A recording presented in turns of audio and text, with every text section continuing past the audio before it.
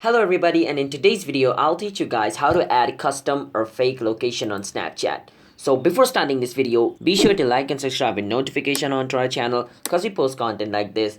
So to get notified for our future video, be sure to subscribe with notification on, and let's start today's video without any further ado. So to add a custom or fake location on Snapchat, first let me click a photo. This is a photo. Now to add a fake location, click on the little note icon which is at the right side, the third one.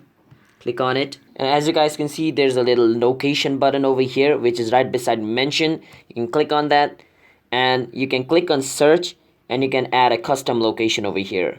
As this place doesn't exist, now I can click on suggest a place and fill up all this form over here.